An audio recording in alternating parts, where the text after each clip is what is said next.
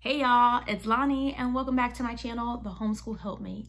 This is where I help families transition to homeschool and overcome their homeschooling struggles. In today's video, I'm going to share with you some curriculum picks for kindergarten. This year will be my first year homeschooling for kindergarten. I am actually homeschooling my niece this year. She was all set to start kinder, but of course, with everything going on, could not start the school year, so I am going to homeschool her. So today I'm going to share with you the things that we have chosen to use as her kindergarten curriculum. Now, let's get into it. All right, y'all. So for kindergarten, I wanted to try to keep things as simple as possible. My niece is 5 and she's really smart, but I still wanted to keep it simple to make sure that our days are pretty short.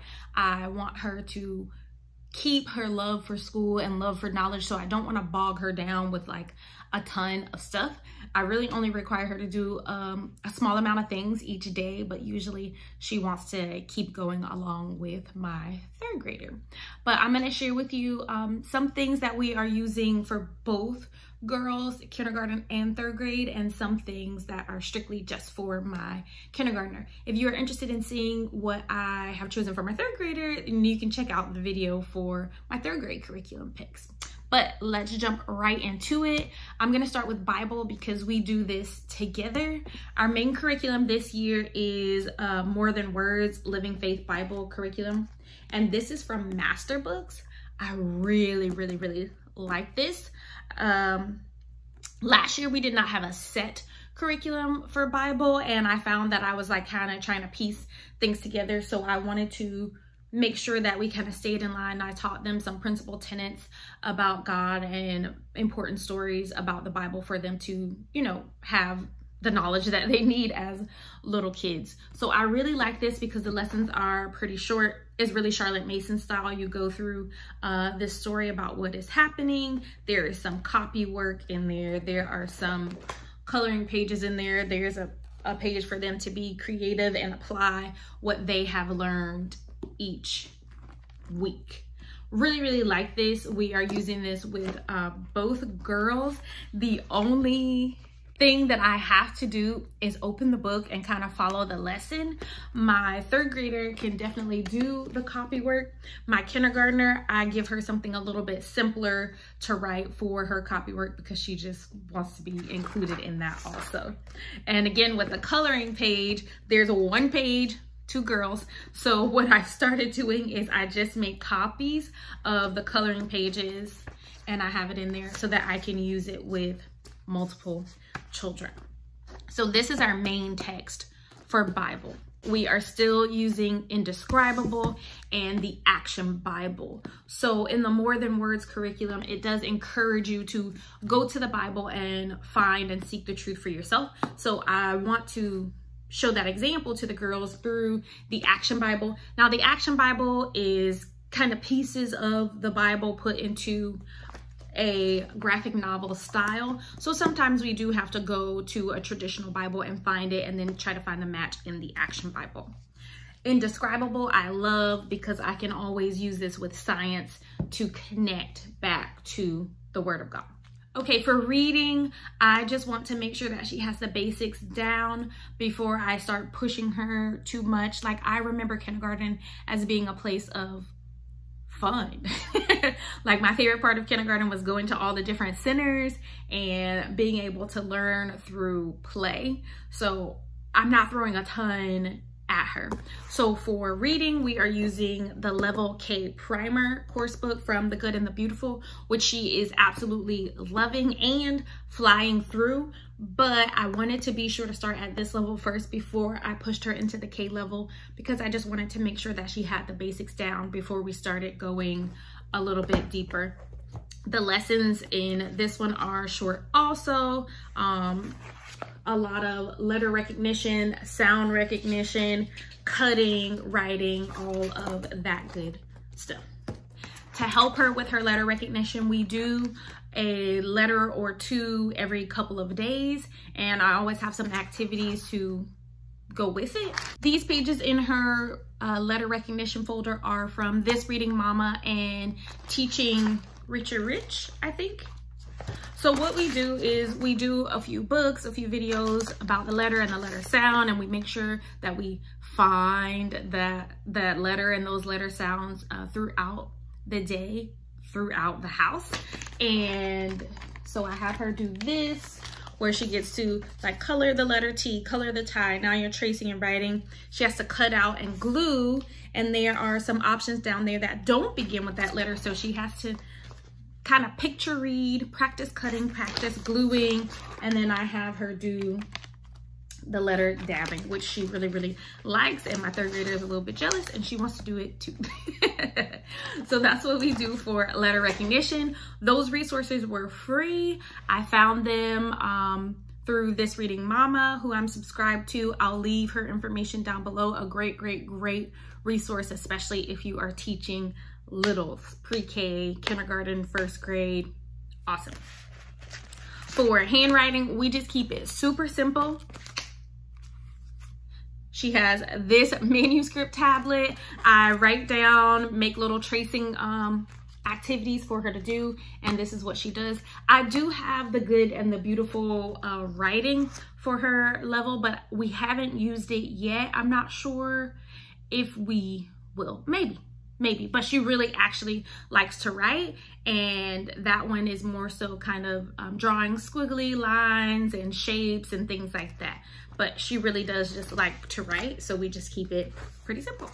Okay, let's move on to science. We aren't truly doing science for her this year for kinder. She will kind of follow along with my third grader as we delve into our science units. But I did buy her this workbook by Tinker Active. It is a kindergarten level workbook. I really like these little workbooks. They are pretty hands-on. So if you don't like hands-on stuff, I wouldn't get them. But it starts with the basics. Like here are the seasons, and you need to circle what we're gonna wear in each season. And they have these recommendations in here for different activities. So it'll say, okay, let's tinker. Gather up these items, and this is the activity that we are going to do. So I really like that. This is also something that she can do independently. So sometimes she'll just grab this book and start working.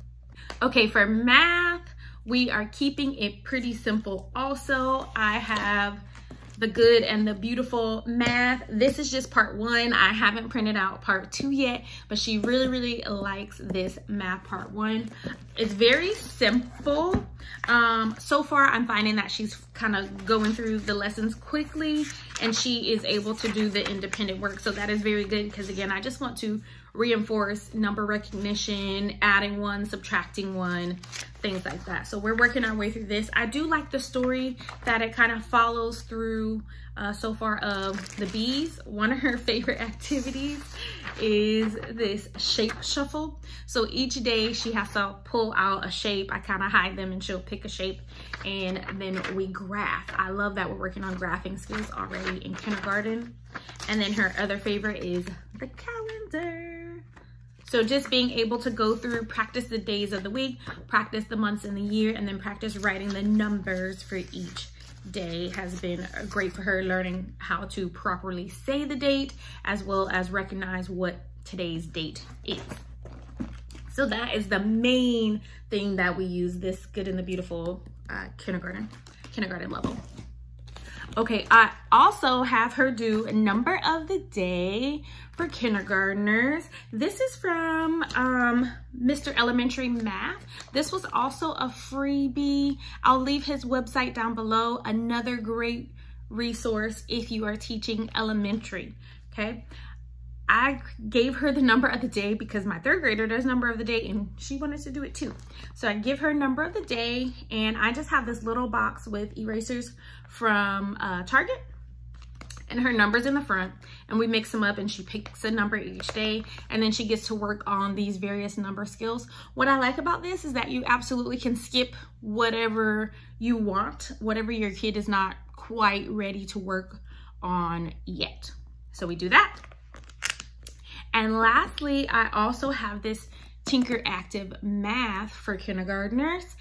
This, again, is an extra. If she wants to do it, she'll grab it and go. Again, it is pretty easy for her to do on her own. as long as you explain the instructions if your kiddo is not reading yet, but a lot of the things they can kind of just look at and figure out. And again, it does have that interactive piece in it, so if you don't like interactivity, I wouldn't recommend these, or just skip over that part so that you don't have to do it. It also comes with, I didn't show you in the last one, but this also comes with like these cute little stickers in the back that they can place in on different activities. It'll tell them what activities they need stickers for, and as they complete lessons, they get stickers. Now this does kind of follow a story. It follows these things called mot-mots, which are these little creatures here, and as you're going through each thing, like the mot-mots may come up to a problem and you have to help them solve the problem, or the mot-mots are looking for this, but they forgot how to skip count by tens or something like that. So I really like this because it does follow a story. So you're getting some reading in with math. And y'all, that is it. That is it. I truly believe that kindergarten should be kept really, really simple. Some of the other things that you won't see in this video that she gets to do, I have lots of coloring books and puzzles and little games that she can do independently that work on different skills like fine motor skills, sequencing, logic, all of that good stuff. I don't want her to be stuck, you know, sitting at a desk or whatever the case may be, because it is school. I want her to still have that love for school, so she does as much schoolwork as she wants. When she is ready to be done, we finish. Sometimes I'll be like, okay, that's it, that's all you have to do for today. She'll say, but wait, I want to do something else. But I just encourage you to don't stress yourself out, especially if you are teaching a little pre-K or kindergarten. Keep it simple, keep it fun, and when they say enough is enough, go ahead and stop it for the day. All right, y'all, I hope you enjoyed that video. I hope this provided some encouragement or some insight for some curriculum takes for the 2020-2021 school year. If you like this video, make sure you give it a big thumbs up and go ahead and make sure you hit that subscribe button. I'll see you in the next one. Bye.